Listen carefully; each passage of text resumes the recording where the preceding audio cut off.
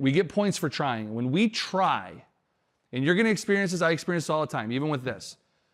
You're gonna get the eye rolls when you try this stuff. Your wife's gonna not wanna do it that way. Your kids are gonna think it's stupid. You're gonna beat your head up against the wall sometimes and be like, why am I even trying?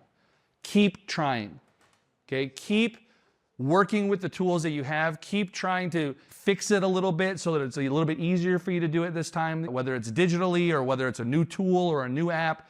Just keep trying until you find that way that it works for you. Don't give up is the most important thing.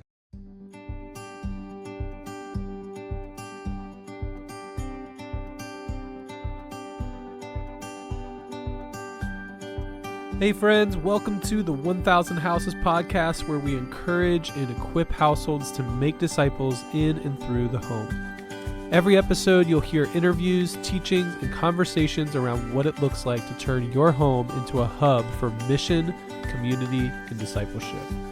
If you'd like to learn more about what entering into a season of coaching might look like for you and your household, visit 1kh.org for more info. Let's jump into today's episode.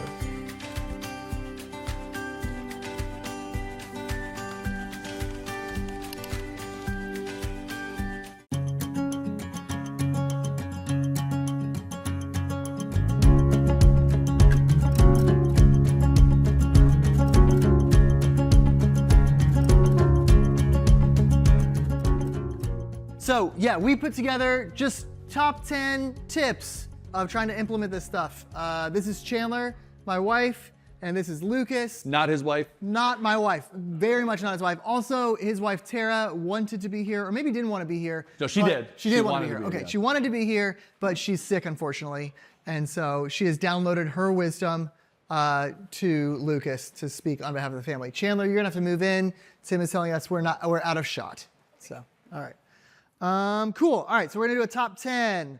Let's jump in. Lucas, you want to take off number 1? Okay. All right, so as can be the case with these kinds of things, sometimes it can be a little bit overwhelming. It can be like, feels like one more thing we have to do, one more, task to add to our parenting list of tasks. So I think it's important when we're starting off with this idea to begin with the end in mind, okay?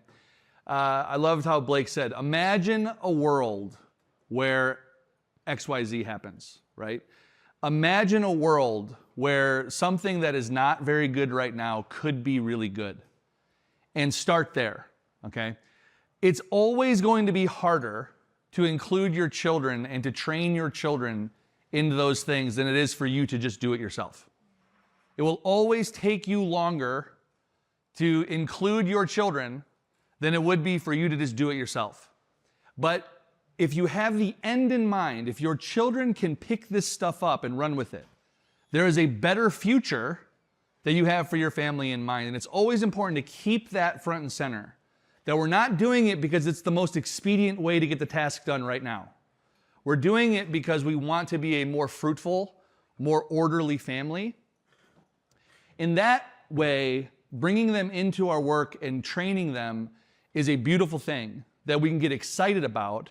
Versus, I'm sure all of you can relate to this. It can be a pain when you're trying to train your kid how to mow the lawn, for example. Okay, it can be really difficult, right?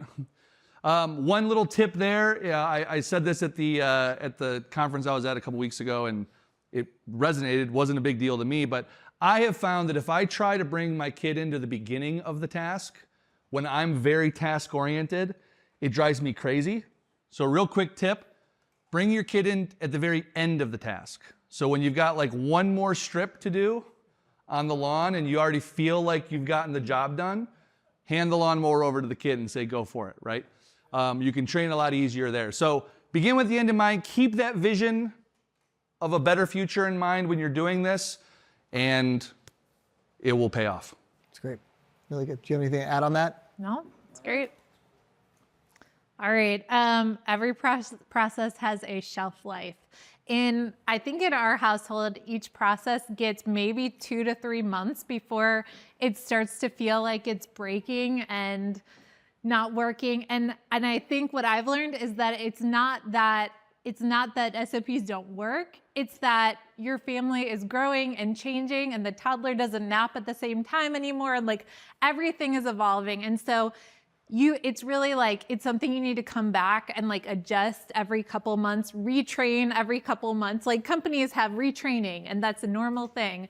And I think that's really true in the family too. This picture is, for the longest time, we had like a buddy system for getting in the car. We have 3 older kids and 3 younger kids, and each older kid had a buddy of the younger kids, and their job was to like make sure they had shirt, shoes, pants, underwear, and socks to get in the car, and then they had to get buckled all the way in. The older ones buckled the little ones. And now our babies, our 4-year-old and 2-year-old are like dead set on like, they want to be the ones to do it. And it was just creating so much chaos because the buddies were like, what? We're trying to do the thing. Like, we can't do it. They won't let us. And I think now it's like, okay, what we need to train is we need to train the 2-year-old to buckle her own car seat because she really wants to do that right now. And that's what we're training. So the buddy system isn't working the way it was 3 months ago. And that's okay. But we're training them in those new skills. It's great. All right, simplify. Okay, it can feel a little overwhelming sometimes when we're talking about documenting things and all that kind of stuff. The idea here is to save yourself work in the long time, to make things easier for your family in the long time. And so in the long run. So it's not about whether or not you follow it exactly the way we just talked about it here. Make it work for you. Make it simple. Okay, this is the longest standing process system we have in our family. It's this tiny little whiteboard that hangs on the side of our refrigerator in our kitchen. Okay, it has each day who's in charge of scooping the poop and feeding the dog. It has who's in charge of cooking and then cleanup by day. And then it also has what we call our blessing hour, which is the zones that our children are responsible for cleaning up before dinner. Okay, this whiteboard gets changed all the time.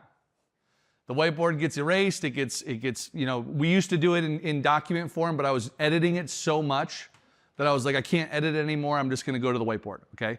So if there's a simple way for you to implement this, start simply. If it's a whiteboard, if it's a Post-it note, if it's, you don't have to have it be like super, you know, branded and all that kind of stuff. That's great if that's the way you're wired, but if it's easier for you to just get it done this way, start simple.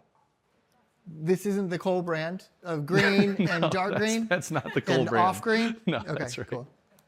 All right. Chandler. Okay, SOPs are for parents too.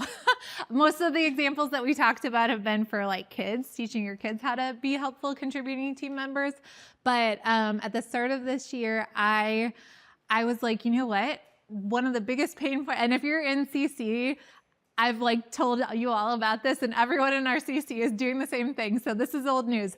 But one of the biggest pain points in my life was like, shoot, it's 4 o'clock and I have 600 kids and I don't even know what we're making for dinner tonight every single day. And somehow that was just how I lived for decades. So I thought, you know what? Some of my sweetest memories were being a kid at summer camp. And at summer camp, we have the same rhythm every single day. Every Tuesday, you eat tacos. Every Friday, you eat pizzas. And that was wonderful. And no one complained about that. So I thought, I'm basically running a summer camp now in our household, and I need to cook like that. So I just said, what if I design what a good week looks like for meals? I even like took into consideration like, okay, we have like a lot going on this day, so I need something super easy that night. We have like more flex time on a Monday, so I can do something creative, you know. I built like what a good week of meals looked like, and then I just said, what if for 12 weeks, a whole season, we just rinse and repeat over and over again? And it has been such a game changer that I'm shouting it from the rooftops. It's so awesome because there are a couple things. One, it just like simplifies my mental load. It's Monday, so it's burger night. I know that, the kids know that, no one's asking me. Everyone's excited because it's Monday and I don't have to think about that. And I plan my groceries at the beginning of the week and that's fine. Another thing, like our grocery budget fell like significantly because I could buy a big thing of tomatoes and use half of them this week and half of them the next week instead of buying a bunch of stuff for one meal and then having it go bad or, doing random stuff with it. A third really cool thing is it has, since we're doing all these things over and over again, I start feeling more like an Italian grandma where I just have this like backlog of recipes in my head and I don't need to use a cookbook for anything because I've made the same meal 12 times in the last 3 months. And also my kids have done it too. So they are part of making each of these meals and they know the processes that go into each one and they can be trained in it one week. I can watch them chop the vegetables the next week. They can go on. And so like a month ago, we were going to my in-laws' lake house and I had to make meatballs for like 30 people, all the cousins that were going to be there. So I just said, Charleston, my 10-year-old, I said, okay, here's the recipe. You know what to do. Quadruple it. I think she like 4x'd it and I did something else. I don't know. Maybe I took a nap, put a kid to bed and I came out an hour and a half later and we had like 100 meatballs made, ready to go. And I was like, this is glorious. This is amazing. Let's go. Yeah, meatballs. Yeah, one comment on that. Even if you can't do it for your whole week, if you can just like pick one day where you have the same thing. I know Taco Tuesday is probably a very normal thing amongst a lot of families, but we found it sometimes when we try to do the whole week, it would start to feel like a little overwhelming.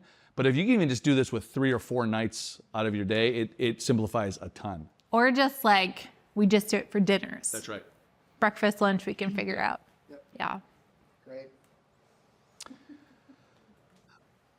This is a kind of another philosophical point, but sometimes when you're hearing stories of the kids are making breakfast for you, that feels like wrong, right? It feels like, why would we don't want to put our kids through that. Your kids are mowing the lawn. Yeah, like don't you want them to just be children, right? I'm telling you, your children are dying for this. They want this. They want to feel like they are an asset to the family. They want to understand and have skills and have responsibilities that they feel like they're contributing to the family. This is my daughter, Savannah. That's her friend. Yeah, that's her friend, Vivian. And Vivian, kind of like Blake, was skeptical that Savannah knew how to make breakfast. And so one day, Savannah invited Vivian over and showed her and actually started teaching her how to make breakfast. Vivian had never even turned a stove on, right, in her family. And they had a ball. And you can just see it on my daughter's face. They love it, right? This is empowering to them. This is good for them. It really, truly, when you can look at your children and say, you are a blessing to us, they feel that. They want to be a blessing to you. They want to contribute to your family. So don't buy into the lie that by giving your children more responsibility around your home, that you're robbing them of their childhood. I don't think that's true. Look, our kids still play a ton. Okay, they play like all the time. Like they're not working 12-hour days in our home, and but the things that they do are truly contributing to the overall health and wellness of our family, and they feel that. Yeah. Anybody read the book Hunt, Gather, Parent? Anybody read that book? They had that phrase in there. They call it accommodito, where The book was Hunt, Gather, Parent. Hunt, Gather, Parent. Yes. Okay. They have a phrase, accommodito, which is if you try to do the dishes in front of a 2-year-old, without fail, the 2-year-old will go over and start trying to touch the dishes and start doing the thing with you, right? And I think in the West, we tend to be like, stop it. You're making it this inefficient. Like, I want to be doing this. Or if you try to use a broom in front of a 4-year-old kid, immediately they're like, I want that broom. I want to be the one sweeping. And so in other cultures, they say, never squash that desire.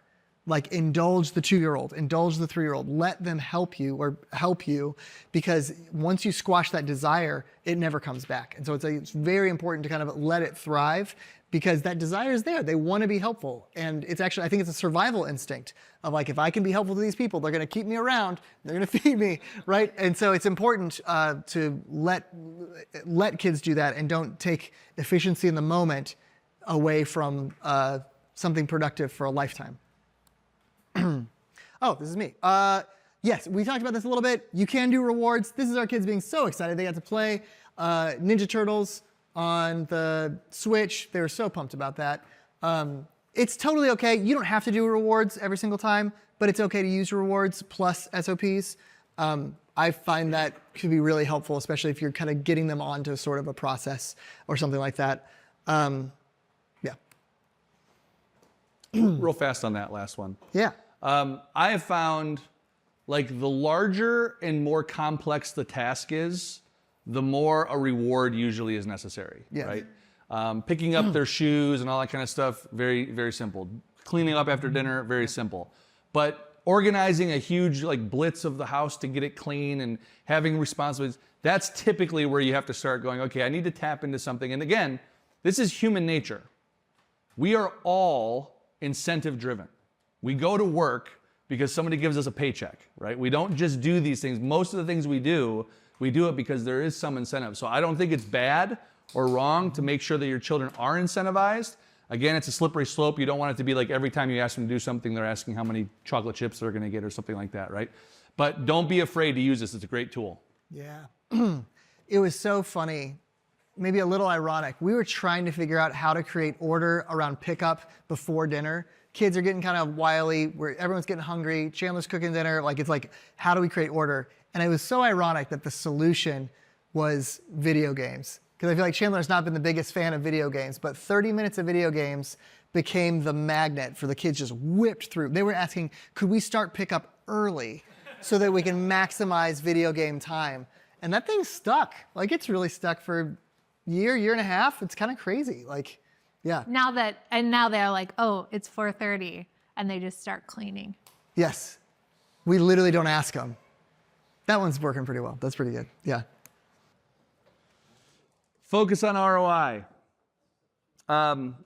Blake mentioned this earlier, but when you're thinking about where to implement something like this or where to get started, I think it's important to, we're not just trying to make our entire household process oriented. We're not just trying to document every possible thing you could possibly do. That's not the point. The point is a return on this investment, a return on the training, okay? The reason why we did the breakfast thing, and dirty little secret, by the way, exactly what Blake did to me coming over to my house that morning, I heard some other family did this, and I drove to their home at 6 a.m. and saw their family make breakfast, and I brought it back to my family. So I'm like a second generation, Blake's a third generation. And now look at this fourth gen. It's amazing. That's right. But the reason why this resonated with me so much and why I wanted to do it was because this was probably one of the more chaotic times in our home, okay? Every morning it seemed like we didn't have a good system in place. I was waking up a certain time, Tara was waking up a certain time, the kids were waking up a certain time, this kid wanted that for breakfast, that kid wanted that for breakfast, and it was just getting the whole day started off on the wrong foot. I mean, it literally was like I did not look forward to morning time in my home, okay? And my wife hated it, and my kids hated it, and all this kind of stuff. And then I walk into this other guy's house, and it's just peace and good food and good conversation, and I'm like, holy crap, we need that. That was why we did it. Not just because we wanted to be the cool family that could make breakfast with our kids. It was because it was actually solving a huge problem in our home. So a good place to start with where to start with these SOPs and where to put process in place is, where's the chaos? Where's the part of your day that you don't look forward to every day? Where's that moment that you're like, that should be the thing that the light bulb pops up and says, okay, write it down. Matter of fact, it's funny that we do these talks and, you mentioned that this like oozes out of me. It really doesn't. I mean, it still is a discipline for me too. I was actually just thinking about this. I'm like, you know what? After dinner time is starting to get chaotic. It was good for a while, but it's starting to get chaotic, and I know exactly what the problem is. We don't have a process in place. People don't know their responsibilities. They don't know what a good job looks like. And I was thinking, you know what? I got to do this. I got to sit down and write it out, train around it, all that kind of stuff. Wherever you're feeling that pain, that's where you're going to get the biggest bang for your buck if you put this in place. So let that be your guide with this. It's addicting too. Like, if you actually take something that was the biggest pain point and turn it into a place of joy, like, you're like, what else can I do, right? Like, I think there's something that it's really satisfying in a job that you're like, cool, we're gonna go head down for 18 years and we'll find out how we did. It's nice to have a couple wins, along the way. All right, yeah. So lean into the natural abilities and giftings of your specific child. I think this is across the board. If you have chickens or ducks, 4-year-olds are just like genetically hardwired to like want to go and get them. Like if there's the eggs, yeah. Oh, sorry, yeah, not the chickens, the eggs. They want to go find the eggs and they bring it to you like a little gift. Like it's the highlight of their life to go and find the duck eggs every morning. So just like instead of giving Imogen a job of like, all right, your job is to scrub all the dishes after dinner. Her job is to, wipe down her seat and to go collect the duck eggs outside, look for them in the yard, see if you can find it. It's like an Easter egg hunt every single morning. Truman, his job is to like empty the garbages in the bathrooms every day. And he calls himself the garbage man. And like, it's like part of his identity being the garbage man. And it's a huge help to our family, but that's just like, it's easy for him to do it. My older girls really like, they love cooking and we have like great conversations while they're helping me. It's like, it's a blessing to me. They're enjoying it. We're connecting, but like, I want my 13-year-old boy to like know how to make a couple of things and be competent so that he can serve his family in the future. But I'm not going to make him help me cook every meal when the girls are dying to do it and he's happy to go do other chores. So just like if you see a natural gifting, if you see an age-appropriate task for those kids, assign that job to them. All right, make it work for you.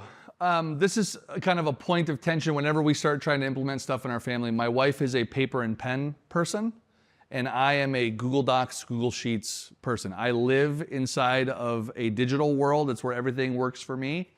And so I have found that me trying to push her or push the family to adopt a system that works for me doesn't work. So I let her do it her way.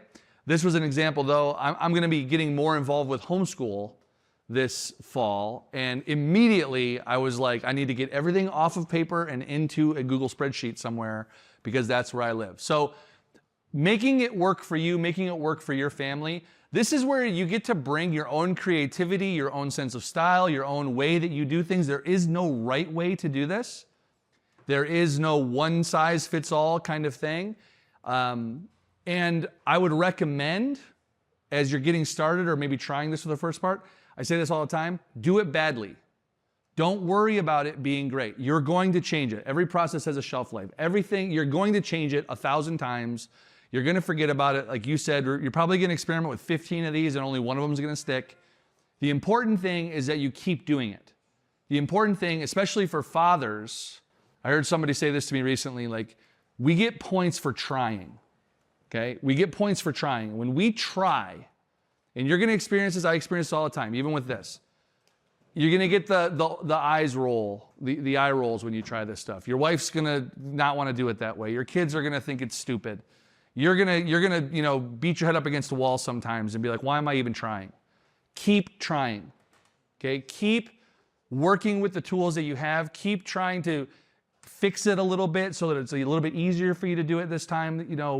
Again, whether it's digitally or whether it's a new tool or a new app, just keep trying until you find that way that it works for you. Don't give up is the most important thing. So make everything that you're doing work for you. Don't force it.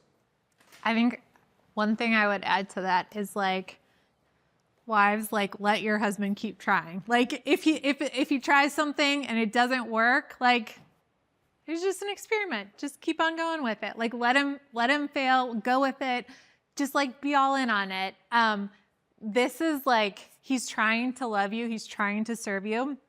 And sometimes it like doesn't work quite right and feels a little disjointed, but he's loving you and serving you. And then when it does work, it's like, oh my gosh, I feel so loved and so valued. And so like you're putting all of your time and effort into making our household thrive. And that is like, I don't know what could make me feel more loved than that. That was a hypothetical scenario that you were describing. Yeah. Yeah.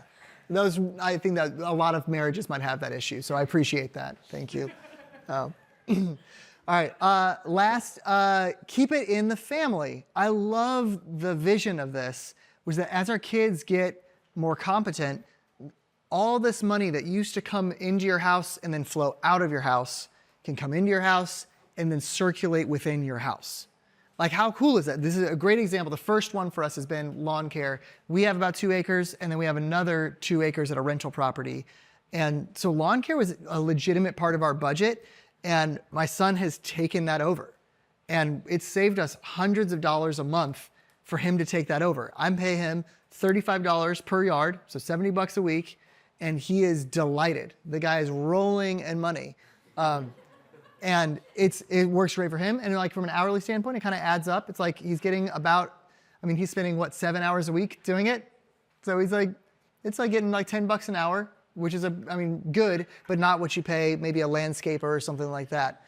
He's also using my tools, and so there's some justification there. But there's a really cool dynamic where there's an actual economic reality here, which is that you can transact with your kids. And I want my kids to think, man, Pop pays really, really well, because I hope to work with these people for the rest of my life. Like, that's my goal. And I just love the idea of seeing, rather than this money kind of shoot out, to have it circulate within our home and us be working together. I don't know. It's really exciting. Yeah. Any comments, questions? All right, cool. That's it. Questions, thoughts, compliments, whatever you want to bring up. Let's start with compliments. Yeah, compliments would be great. I have a question. Yeah. Because you mentioned the blessing hour. Yeah. It sounded really magical. Can you talk about that? Yeah. There's another hidden tip in there.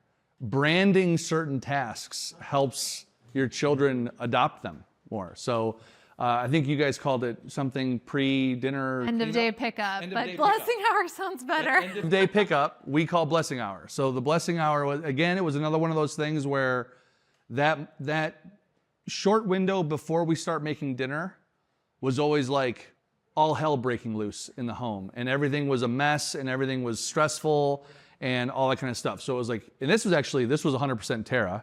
She came up with this. I think she had heard it from somebody. The blessing hour, right? So before, after the kids are done with nap time and all that kind of stuff, before they can do anything else, we got to clean up the house. What we did is we divvied it up by zones. So each kid has a zone. So one kid has the living room, one kid has the family room, one kid has the dining room, one kid has, all that kind of stuff. We used to do it by tasks, but it just became too administratively crazy to constantly be trying to figure out that stuff. So now it's just, you get an area, right? They get it all done, then they can go play. I like the video game idea. We've pressed pause on video games for a while, so that might be a good reward for us to sink back in. But yeah, just the time before dinner, getting the house all picked up and ready for dinner. Breakfast, 7 a.m. Do you make them wake up for it? They have alarm clocks. They have alarm clock? Yeah. What time do they wake up? They wake up at 7. So they all set an alarm, wake up at 7. Breakfast is done by, 7:30. and you guys come out at, Around then, depending upon what time the baby wakes up. Sometimes earlier, sometimes later, Sometimes I eat with them, sometimes I don't. But yeah, they're pretty much, they get going. We are getting into a little bit of a season right now where my 2 oldest kind of want to have their own thing. They want to make protein shakes and things like that. So it's caused a little bit of chaos lately, but it's manageable at this point still. They're still making breakfast for everybody else. So yeah, they wake up to alarm clocks and get it done.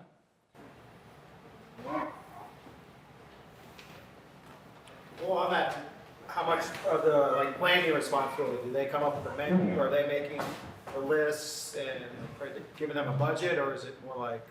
It is eggs, sausage, and fruit, right? And it's pretty simple. So we get the Costco sausages, and we get the big old things of eggs, and they know how to make scrambled eggs. They keep it pretty simple. My one daughter, Devora, has started making sourdough bread from scratch, which is, holy moly, that has been amazing. So we have been incorporating a little bit of toast in there, but this is one of those areas too where you want to be really careful getting all the variables out of the system, because you enter one variable in and it can throw the whole thing off. So it's like eggs, sausage, and maybe one other thing. Keeping it really simple is allowed it to kind of keep going. egg, sausage, bread every morning. Every morning. Yep. Do they do that? You guys do kids do dinner, different meals, or just breakfast? I know you said that they do dinner. Like help with it. Yeah. Yeah, most days it'll be like, all right, I need the celery to be chopped, and they chop, but they're incorporated in it. And again, this is an area where like it's your family, it's your palate. If you want to do cereal and fruit, great. If the family I went and visited, they were like they had like muffins and it was a spread, right? But whatever you think is going to work with your nutritional needs and all that kind of stuff, try some stuff. Just again, keep it simple. It's way more sustainable if they're not coming. The idea of them picking a new menu, no. Like that will go off the rails. Maybe when they're 18 Maybe some other time, but like you got to keep it really simple for it to be sustainable. There's pancakes and scrambled eggs. Yep. Yeah. So our kids are kind of on the younger side. We have 3, our oldest is almost 6. Yeah. So not quite to the age of being able to do as much. But are there any recommended ideas of jobs and things like that that's good for the age range we're in right now? 6, dishwasher is usually one that I came across a family that moved how they put their dishes away. They moved all the dishes that were in the dishwasher to the lower level so that their little kids could put them away. But I think the dishwasher is a good one for 6. Probably, you could get them started like vacuuming and things like that, but yeah, definitely not cooking at 6, but I think those are some I don't know if you guys have any other. I was just thinking about it today. Like, I feel like with that age, you could go and spend like $500 on a pre-K curriculum where you're like sorting shapes and doing cute stuff like that. Or you could like teach them how to sort like the silverware. And you're doing exactly the same thing, but they're being a blessing to your family and you save money. So like things like that, the thing that like I always start doing with like as soon as a baby can like really understand it is like I'll change their diaper and I'll be like, all right, put this in the garbage. And it's their job to go and walk it and put it in the garbage, and then you're like, yay, good job. And they feel so excited about it that like if someone else throws it away, they'll freak out. So just like little tiny things like that, like if it's their job to like, put your shoes on, or not, when they can do those little things. But if they know it's their job, they're really clear about like, it's your job, it's your responsibility. You get praised and rewarded when you do it. Just like start with those little things, and then over time they can do more and more. Picking up toys, things like that. I mean, I walked in on my 5-year-old had the silverware out on the counter, and he was putting the silverware, and I swear, he looked like he was having a blast. I mean, he was having so much fun putting this silverware away. And he's 5, so stuff like that. You've done laundry too. I feel like you've done some of the girls. Yeah, like folding washcloths. That's a huge one. They love that.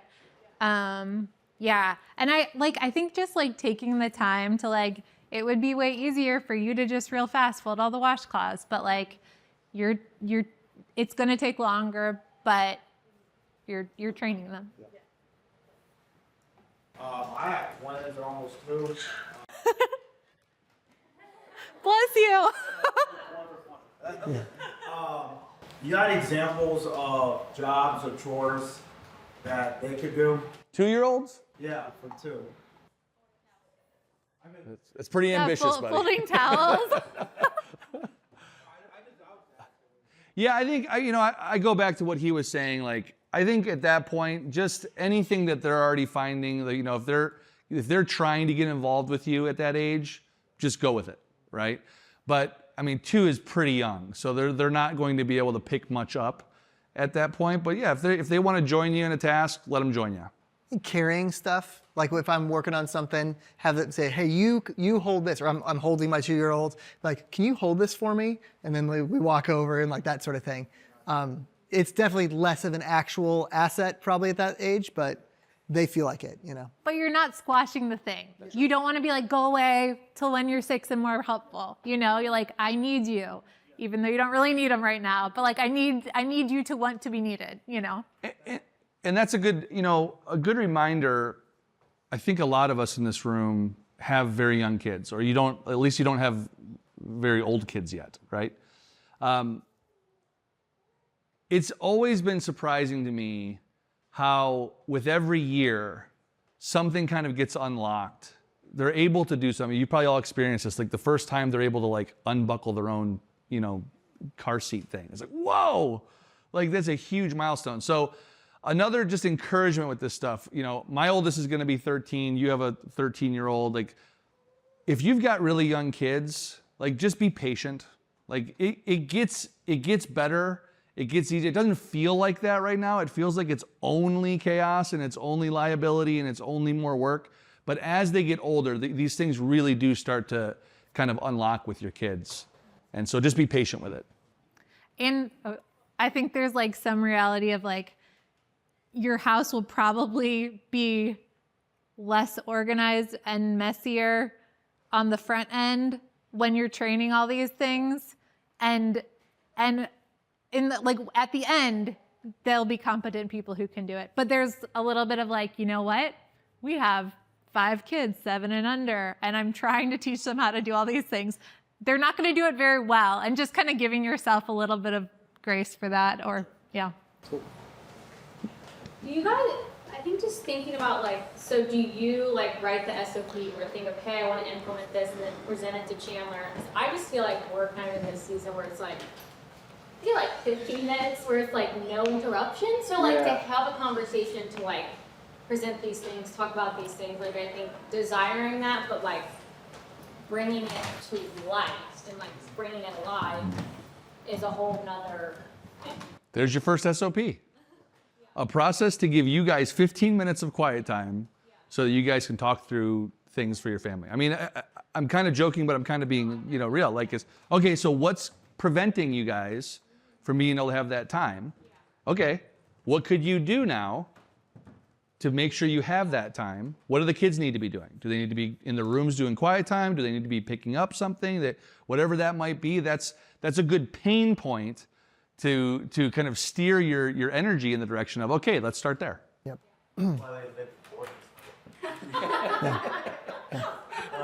Okay, question. Blake, you talked about the fancy word of your 2-year-old. Accommodito. Yeah, okay, so, and I feel like you talked about doing dishes, and you also used an example of sweeping. Did you say that? Yep. Okay, so you're loading the dishwasher. Your 2-year-old walks over to the dishwasher and wants to help. Dishwasher's full of glass bowls, glass plates, and you do this. You know what I mean? What do you do for that? Second, sweeping. They want to help sweep, and it turns into a lightsaber. What do you do for that? You have all girls, right? Yeah. Yeah. On the proactively giving a job, I've even noticed our 2-year-old really likes to be picked up and held. And I noticed when I was trying to do dishes, she's like, hold me, hold me, hold me. I'm like, hey, can you hold this? And I just handed her a fork. And she's like, oh. I'm like, can you put it in that drawer? She's like, all right. And then she kind of would go. And so I'd say proactively giving them a thing to touch is the first go rather than saying, don't touch that thing. Unless you're in the mood for a little don't touch training, which that may kind of pirate the whole situation, which is okay. That's a good time to do it. But generally proactively give them a job to do before they start doing it wrong. And what I've noticed is that their attention span on that is around 45 seconds. They'll do something and then they're like, and I'm done here. My work here is done. And then they want to go and play or something like that. You said the sweeping lightsaber. Definitely there's a whole other talk that we're not going to give here around correction and training towards not doing bad things, right? That's probably more in that, which is a no, having some level of consequence, whether it's a slap on the hand or a holding them still or something like that. Well, I think your point about the attention span is important. They might sweep really good for 3 sweeps, and then they want lightsaber. It's okay, sweeping's done. Thank you for your help. You're right. It's now not sweeping anymore. Again, age appropriate, understanding they're not going to sweep the whole kitchen. But if you can get 3 or 4 good sweeps out of them, that was a great job. We're not teaching them to finish the job. Yeah.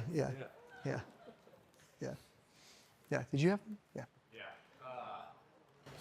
So are y'all squirreling away all of these SOPs to give to your kids once they are adults and have their own kids, or is a lot of benefit as y'all as parents developing them yourselves? As far as like could it be replicated by our kids someday to have the same ones? How to run a family. Yeah, right. That's right. I think they will. We'll have digital copies that I think they'll probably use to like laugh at us at how hard we were trying. My hope is that a lot of this stuff is going to be intuitive for them, and that our job for this generation is to just be awkward as hell trying to figure it out, And then they're going to be like, wait, why did you write it this way? Why didn't you use this word? Like, I hope that the word standard operating procedure dies in my generation, and it's just like called family chores or something like that, But yeah, that'd be my guess. And I do think that they're pretty specific to our family at this time, and so I think they'll be pretty dated over time. Yeah. Yeah. How old is your oldest? 13. 13? Yeah. I'm surprised that you pay him to mow his family's lawn. Yes. Yeah. It takes him 7 hours. And so that right. That was actually an important thing, because I think it's worth clarifying. There are a lot of things he does around the house that we don't pay him for. And it was, again, if he's saving our family money, I want him to participate in the upside of saving us money. That's kind of how I think about it. As opposed to like when our kids are doing dishes, they're not saving us money, they're saving me headache. And that's just like, you're a part of the family.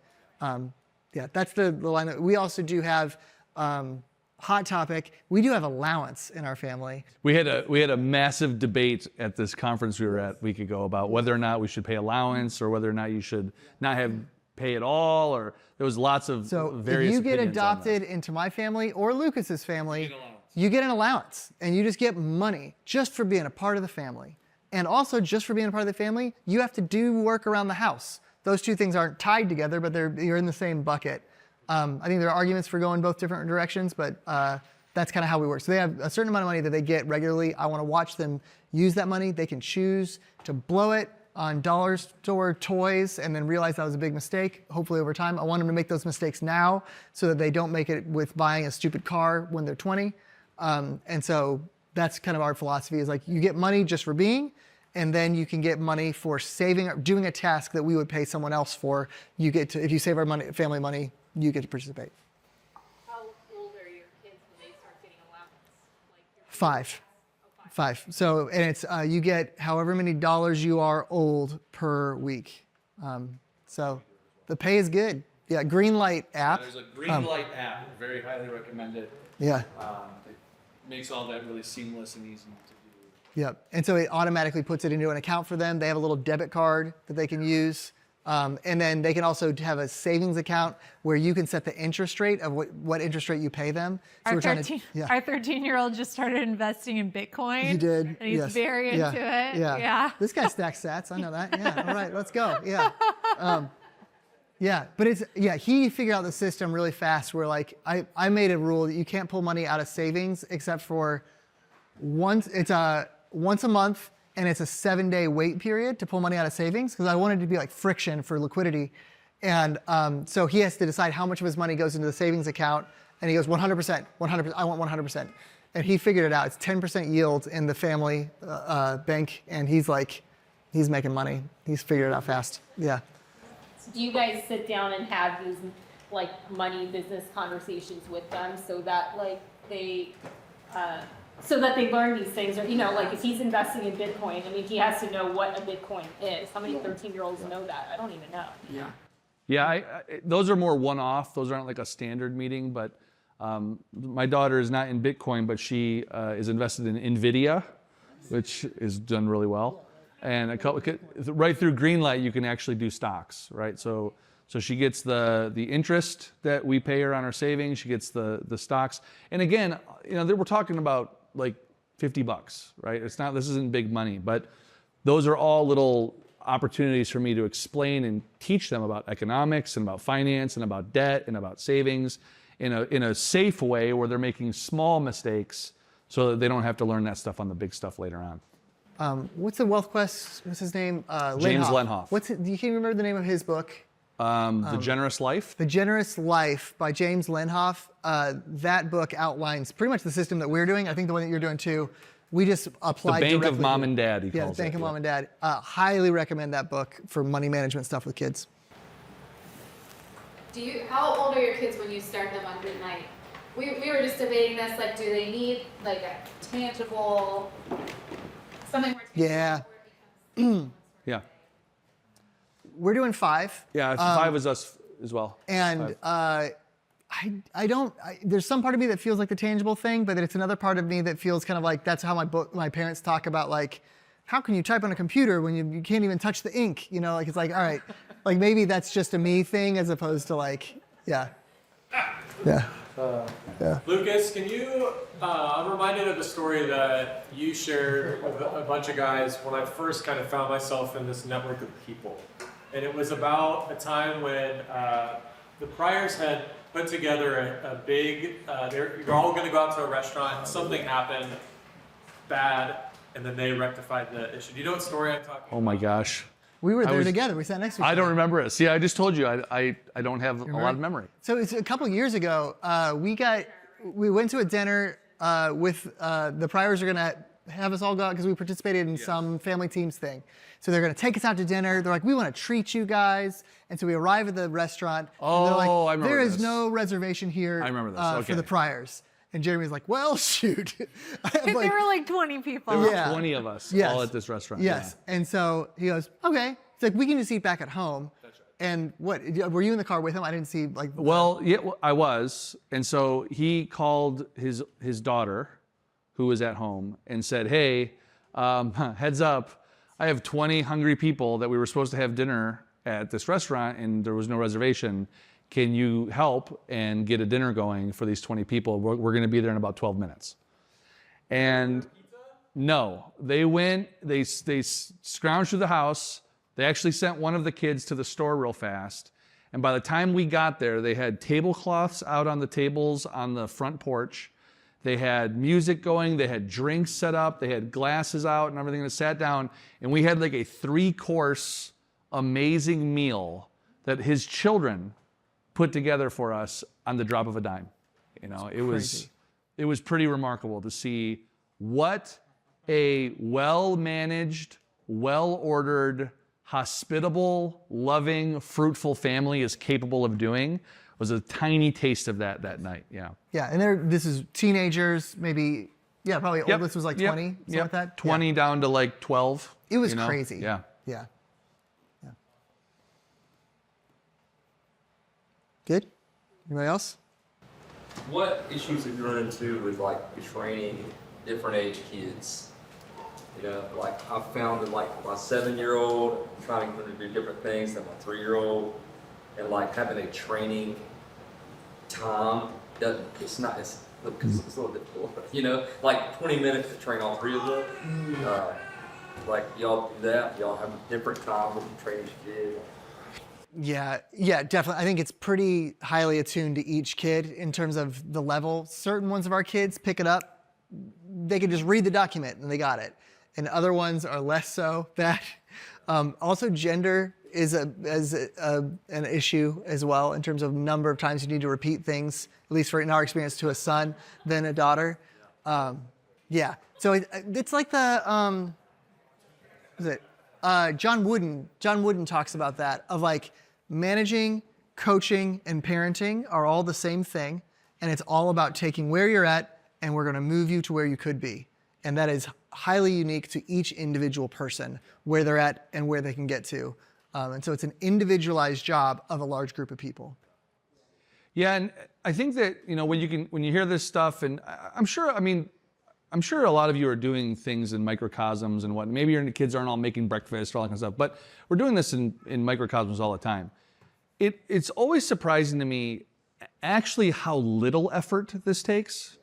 I mean it. Like, teaching my kids to make breakfast, it wasn't that hard. I mean, it really wasn't. Like, I'm not some special magical trainer guy. Like, I got them all into the kitchen. I started making eggs. I showed them how this is how I like my eggs. I was very clear with how I like my eggs done. I showed them how to make sausage. Next time they were doing it, I was over their shoulder watching. Before you knew it, I mean, they had it. I mean, it was maybe an hour total of my time it took to get them on board. The other thing is your older kids will start to train the younger kids, even just through osmosis. I mean, your younger kids will see what the older kids are doing and learn from them, right? So you know, if you're feeling like this might be overwhelming and all that kind of stuff, I'm telling you, if you just put a little effort in with, you know, the oldest kid, whatever it is, just try, you know, 15 minutes. You'll just be amazed at how far that can go. How old was your oldest when she started breakfast learning? When was that wedding? Maybe 3 years ago. 3 years ago? Yeah. And it was probably maybe a year before that we started. So she was probably like 8 or 9. Yeah. And now we have Savannah, and then Devorah's not too far behind her, and then Brim and Josiah are not too far behind them. So yeah, so it was a team effort. Yeah.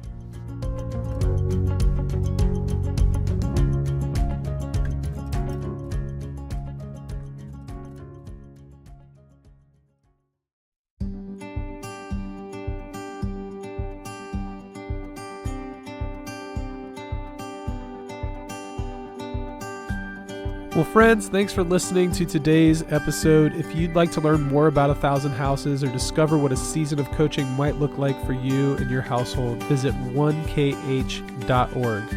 We'll see you for the next episode.